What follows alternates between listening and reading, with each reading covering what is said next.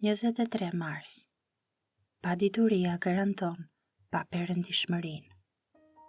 Duke qenë se fuqia e tij hyjnore na dhuroi të gjitha gjërat që i takojnë jetës dhe perëndishmërisë, me anë të njohjes së atij që na thiri përmes lavdisë dhe virtytit. E 2 Pjetrit 1:3. Mahnitem nga fuqia që Bibla i atribuon njohjes. Dëgjoj sërish të 2 Pjetrit 1:3. Fuqia e tij hyjnore na dhuroi të gjitha gjërat që i takojnë jetës dhe perëndishmërisë, me anë të njohjes së atij që na thiri përmes lavdisë dhe virtytit. Fjalë për fjalë, e gjithë fuqia që Perëndia ka siguruar për të jetuar dhe për të qenë të perëndishëm vjen përmes njohjes. E mahnitshme, sa shumë rëndësi duhet i japim doktrinës dhe udhëzimit në Bibël. Jeta dhe perëndishmëria vihen në rrezik. Nuk po themi se njohja garanton perëndishmërinë. Nuk e bën këtë. Megjithatë, duket se padituria garanton pa perëndishmërinë, sepse Pietri thot se fuqia hyjnore që na çon në perëndishmëri na është dhënë përmes njohjes së Perëndisë. Ja 3 rrjedhoja, një paralajmërim dhe një nxitje.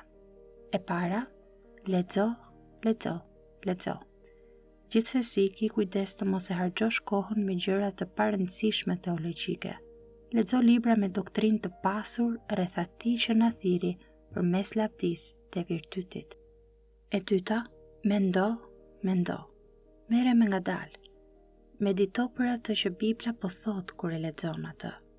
Bëj pyetje, mbaj një ditar, lëre veten të trazohesh përulësisht nga gjërat e vështira. Zbulimet më të thella vijnë nga përpjekja për të parë rrënjën bashkuese të 2 degëve të pemës së të vërtetës që në pamje të parë duken kundërshtuese. E treta, diskuto. Bëhu pjesë e një grupi të vogël që e ruan me pasion të vërtetën. Mos je pjesë e një grupi të cilit i pëlqen të flasë dhe të vërë në dukje problemet, por syno një grup që beson se ka përgjigje biblike për probleme biblike dhe që beson se ato përgjigje gjenden. Paralajmërim. Populli im vdes për mungesë, njohurish. Osea 4:6. Kanë zell për Perëndinë, por jo sipas njohurisë. Romakëve 10:2.